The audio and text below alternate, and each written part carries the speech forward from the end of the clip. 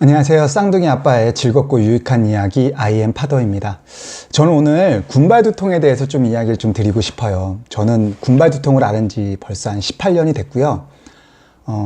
그 과정 중에서 많은 우리 군발두통 환자들이 알겠지만 수천만 원에서 수백만 원의 비용을 당연히 투자했고 효과를 보지 못했습니다.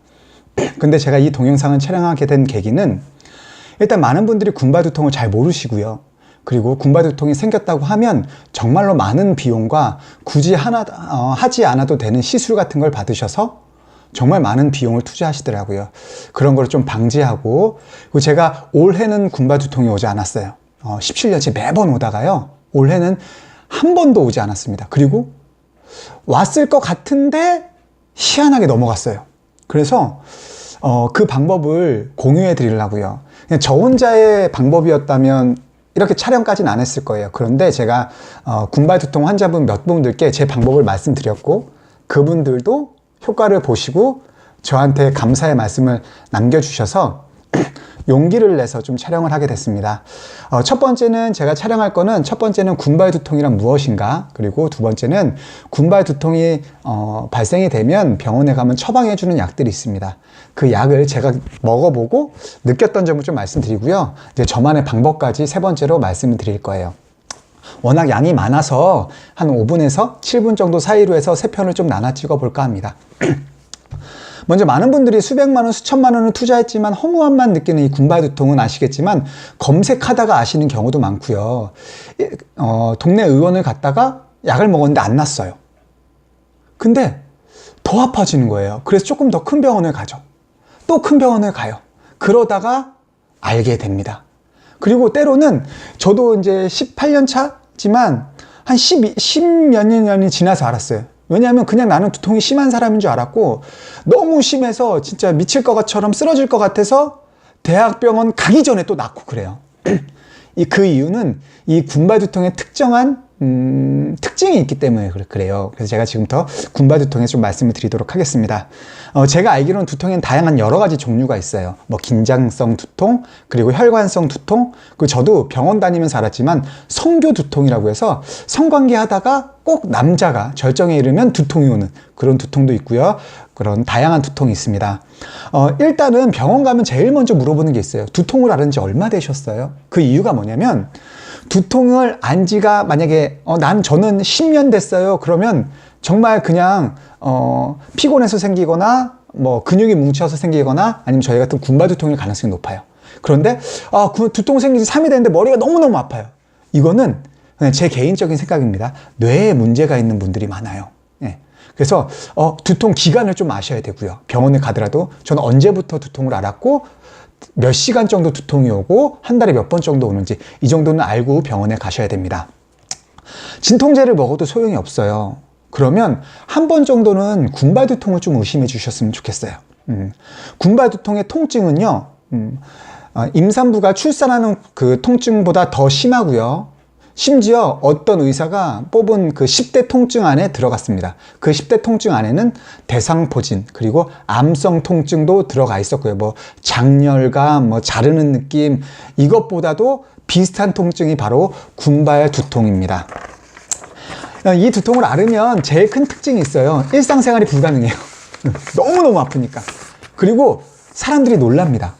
놀래요. 쟤는 꾀병을 부리는 거야. 갑자기 저러니까. 그래서 혹시 이 영상을 보고 계시는 분이 계시다면 꼭 가족과 함께 봐주시기를 좀 부탁드리겠습니다. 왜냐하면 가족들의 도움이 되게 필요하거든요. 군발두통에는 다양한 이름이 있어요. 첫 번째, 군집성 두통, 그리고 때두통, 자살두통, 송이두통, 자명종 두통. 한의원에서 저번에 갔더니 스꼴두통이라고 좀 이야기를 하더라고요. 이 군발두통은 군집성 두통이라고 돼요. 그러니까 일정 기간 한 곳에 모여서 집중적으로 좀 아프고요. 때두통도 비슷해요. 때지어서 와요. 그리고 자살두통이라고 하는 이유는 그만큼 아파요. 네. 머리를 막 들이받고 싶어요. 못이 있으면 못에 얼굴을 팍 찍고 싶어요. 그리고 송이두통, 그리고 자명종 두통. 그 이유에 대해서 좀 말씀드리도록 하겠습니다. 군발두통은 좀 특징이 있어요. 어떤 특징이 있냐면 주기를 가지고 찾아온다는 거죠. 예를 들면 제가 4월에 아파요. 그러면 이 두통은 희한하게 그 내년 4월쯤에 와요. 그 내년 또 4월쯤에 오고요. 그리고 내가 오늘 아침에 아팠어요. 그러면 그 다음날 아침에 와요. 그래서 자명중 두통이라고 얘기하는 게 일정한 주기를 가지고 옵니다. 내가 여름에 두통이 왔으면 그 다음에 희한하게 여름쯤에 와요.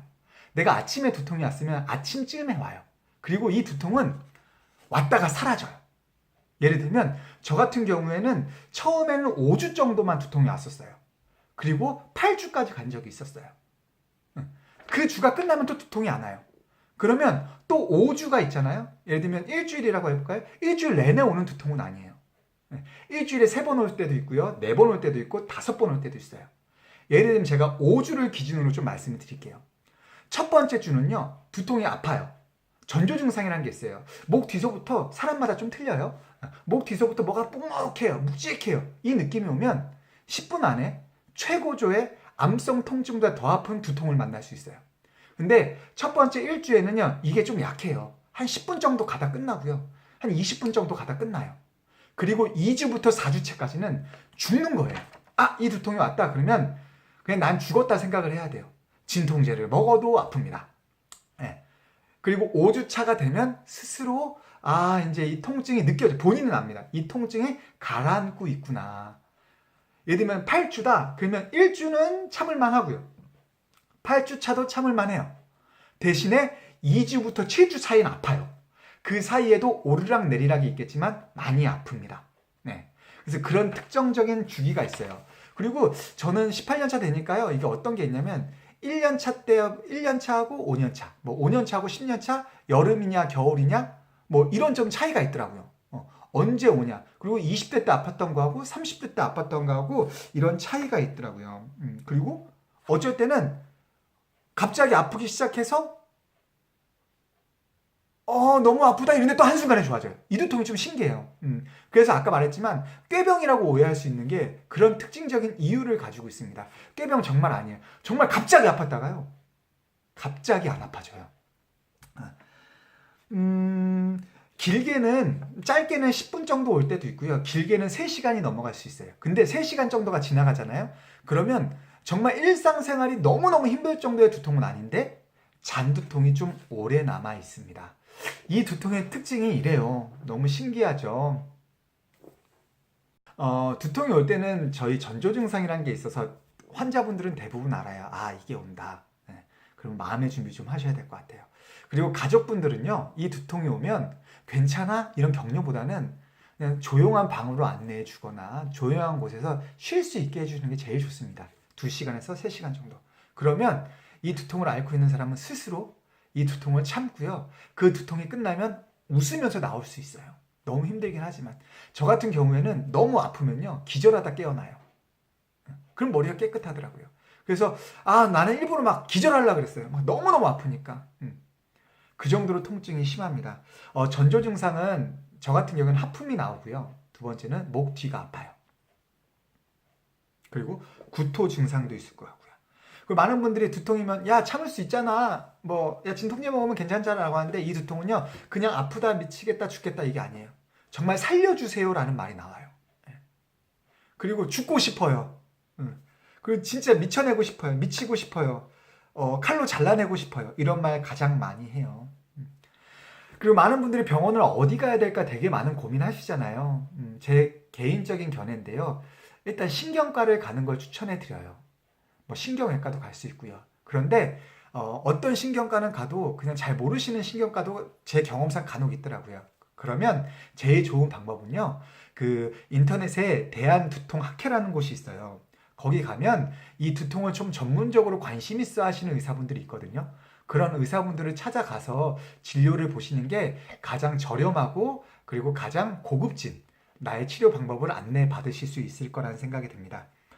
겪어보니까요, 이 두통은 뭐 인터넷에 많은 유발적인 요인이 있다고 하는데, 예를 들면 뭐 커피를 마시지 말아라, 햇볕을 보지 말아라, 뭐 이런 얘기 하는데, 제가 18년 아프니까요, 그런 것 같아요. 저는 커피도 되게 잘 먹고요, 바깥에도 되게 잘 돌아다니거든요.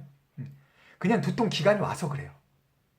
그리고 두통 기간이 끝나면 알아서 끝나는 것 같아요. 조심해야 되는 건 딱 하나 있습니다. 바로 술이에요, 알코올. 알코올만 들어가면 무조건 와요. 그 기간에는. 그리고 저희가 이 기간이 끝났다는 것을 알 수 있는 것도 일정 동안 두통이 안 오고 맥주나 소주를 한 잔 먹어보면 알아요. 술을 먹었는데 두통이 안 온다? 그럼 이 두통이 끝난 겁니다. 군발 두통은 정말 많은 분들이 앓고 계시지만 아마 편두통이라고 오해받아서 잘 모르시는 분들이 있을 것 같아서 영상을 준비했고요. 꼭 그 좋은 의료진을 만나서 좋은 방법을 찾아서 꼭 이 두통 극복할 수 있는 두통이니까요. 두통 극복하셨으면 좋겠고요. 제가 다음 편에는 제가 처방받았던 약, 그리고 그 약을 먹었을 때 저만의 부작용, 그리고 제가 잘 들었던 약에 대해서도 올려보도록 하겠습니다. 그럼 다음에 또 다시 만나 뵙겠습니다. 고맙습니다.